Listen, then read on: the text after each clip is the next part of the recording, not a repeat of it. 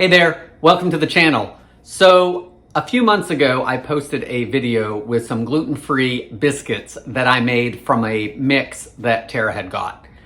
Really good biscuits. You only need the mix and heavy cream to make them, and we really like them. I also said on that video that I was feeling lazy that day and didn't want to make my biscuits from scratch. So today, we're gonna make some gluten-free buttermilk biscuits from scratch. I'm Jamie with SavorySaver. I share gluten-free recipes, tips, tricks, and resources to make your gluten-free lifestyle easier. So let's get started. So for today's recipe, I am using Walmart's Great Value gluten-free flour. Has everything in it that you need to make this recipe, and the recipe's on the back of the package. I've done the dinner rolls with this recipe, comes out really good, so we're gonna try their biscuits. The ingredients in the flour are brown rice flour, glutinous rice flour, tapioca starch, whole grain sorghum flour, cornstarch, potato starch, and xanthan gum. Guys, this is a 22-ounce bag, so you're getting over a pound of flour, and it runs at my store, I think it's $3.42 or so a bag. So it's actually a really good price. It's a small amount, so if you don't do a ton of baking, you're gonna go through it before it goes bad. Once you open it, I like to store mine in the fridge, but this one should be pretty easy for you guys to find since most of you are probably relatively close to a Walmart. All right, let's get to baking. So to get started, the first thing I'm gonna do is prep my pan. I'm using my pizza pan for this because I think I actually have enough room for all the biscuits on here. It says it should make about 7 with about a 2-inch gap in between each one. So I think this is my best bet. I'm gonna lightly spray it with cooking spray. Put it off to the side. Next, to a large bowl, we're gonna add all our dry ingredients. I've got 1 3/4 cup of the gluten-free flour,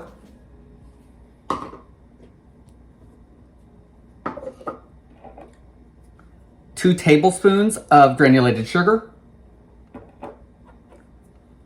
2 teaspoons of baking powder. Make sure your baking powder is gluten-free. A 1/2 teaspoon of salt. Now I want to give this all a whisk and blend everything together. To our dry mixture, we want to add 1 stick of cold unsalted butter.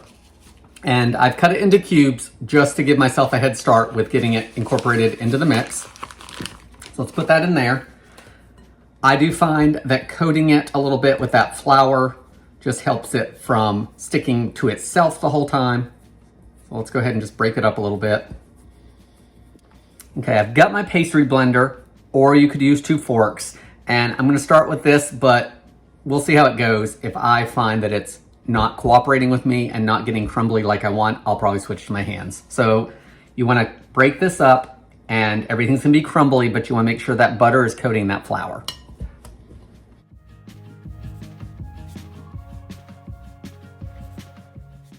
All right, guys, I've been using the pastry blender for about 2 minutes, and it's pretty crumbly, which is what I want. And I'm just gonna take my hand and go in there for about another, minute or so, just to break up the butter a little bit further. I don't want it to melt, but I'm gonna break it up a little bit smaller using my hands.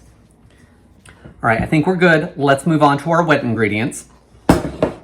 So for our wet ingredients, I've got 2 large eggs, and to that, I wanna add 1/3 cup of buttermilk. Guys, I don't use buttermilk a whole lot in the house, so I actually bought the dehydrated powdered buttermilk. All you do is add water. It is gluten-free, certified kosher, and nut-free. I got this at Walmart, not super expensive. Open it up, store it in the fridge, mix it together when you need it. So this is what I'm using. So it calls for 1/3 cup, and it does say that you need 2 tablespoons to brush the tops of the biscuits.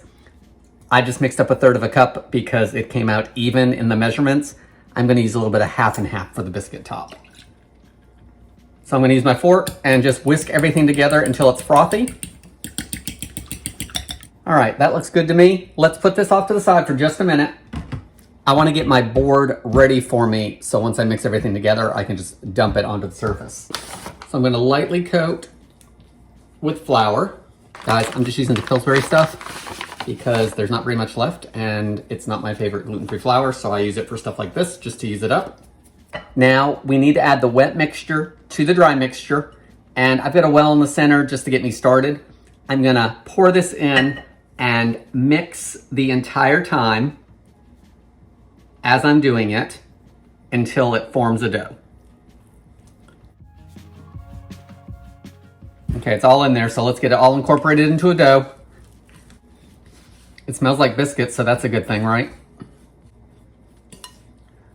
Okay, I don't feel like the fork is helping me with this last little bit of flour, so I'm gonna switch over to my hands, and I'm just gonna try to get everything incorporated without working the dough too much. All right, that looks better. So let's get it turned out onto the surface. Now, the next step, it says to carefully roll the dough out to a 1/2 inch thick. And then we're gonna fold it together, and we're gonna repeat that procedure 3 times. First, let's get this into a disc.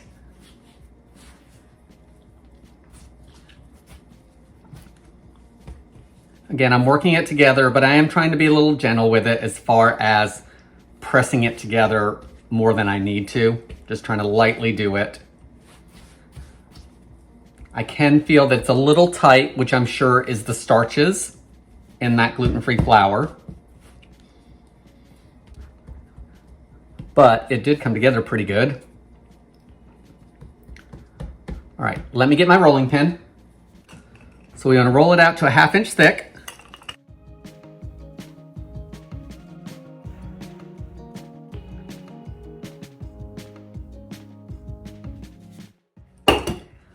All right, guys, it does not say how we're supposed to fold it.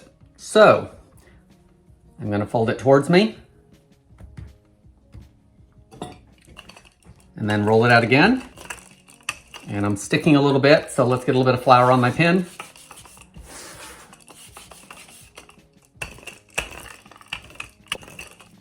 All right, next, since I'm where I wanna be again, I think what I'm gonna do is fold it, it's off camera a little bit, but from this end over to here.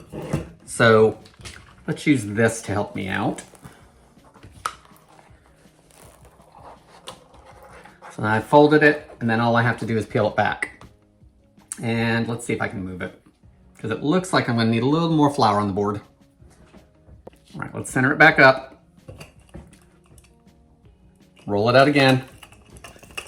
This folding, of course, is gonna give us those layers, but that really isn't super hard to work with. All right, what was that, 2? So I've got to do it one more time. So I think what I'll do is I'll take this end here and fold it that way.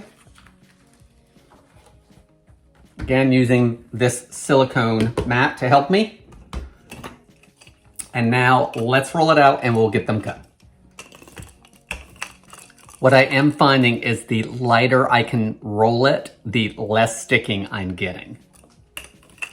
So if you're a little more gentle with it, then you're gonna get a little bit better results, I think. I am gonna cut them into rounds. This is about a 3-inch biscuit cutter. One thing that you could do that would actually save you some time is I pretty much have a square here. You could make square biscuits and be done. Wouldn't have to worry about anything else. But I will cut them out. So you wanna go straight down and then back out, because we don't wanna crimp anything together. So let's cut them out, transfer them over, and we'll re-roll the scraps.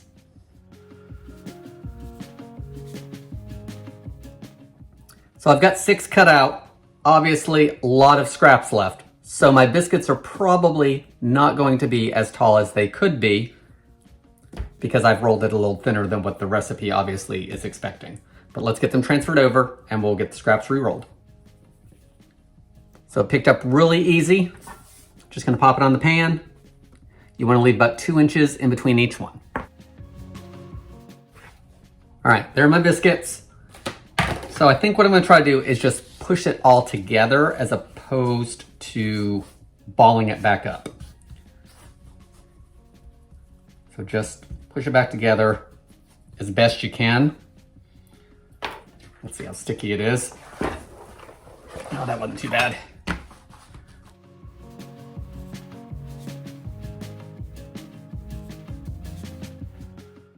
Not gonna roll it again, it's patted out pretty good, so I'm just gonna keep cutting.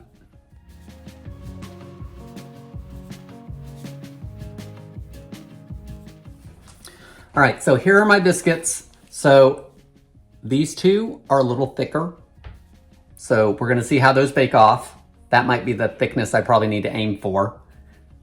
These are thinner, of course, and this little spiral one is the last one that I got lazy with. So we're gonna see how he does too. So we now need to brush these with the half and half. So let's get that done. And then there is a final step that I've not seen before, but we gotta do that as well. So I'm just gonna brush the top of each one with a little bit of half and half. You could use heavy cream, you could probably even use milk. Now that we've brushed all the biscuits with the half and half, we need to put these in the freezer for 20 minutes. And I think what that's gonna do is it's gonna firm back up that butter in here, so we'll get better rise with our finished biscuits. So I'm gonna pop these in the freezer, and while they're in the freezer, I'll turn my oven on to preheat to 400 degrees.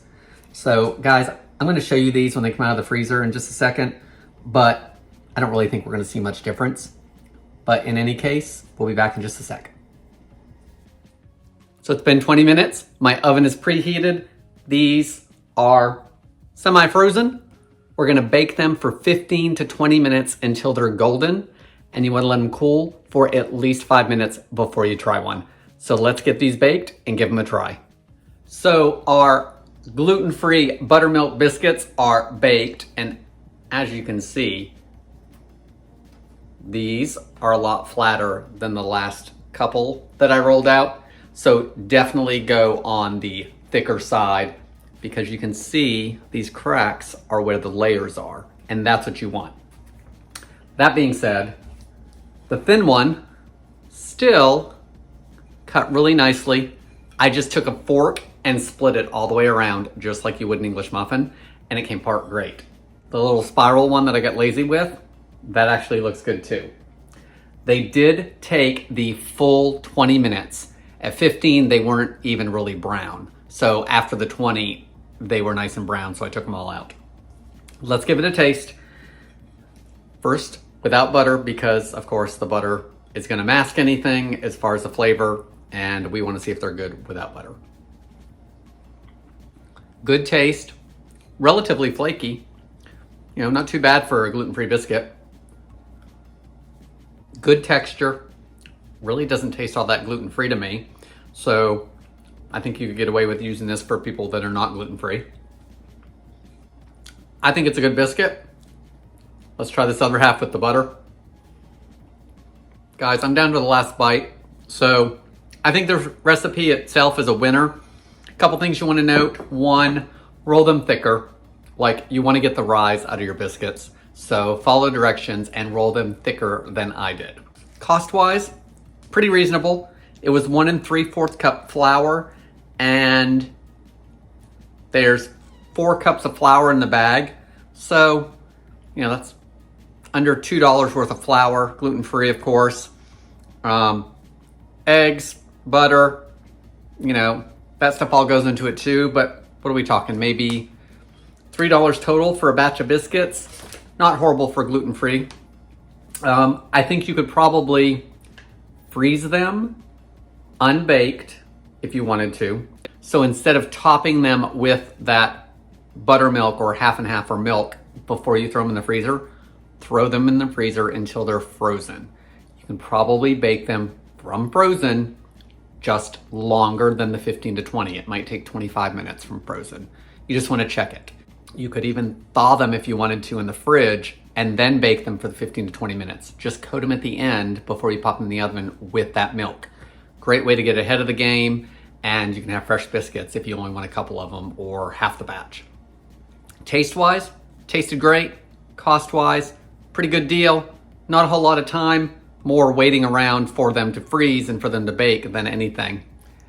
Guys, that's all I have for this video. I hope you enjoyed it. Thank you so much for watching, and I hope to see you in the next video.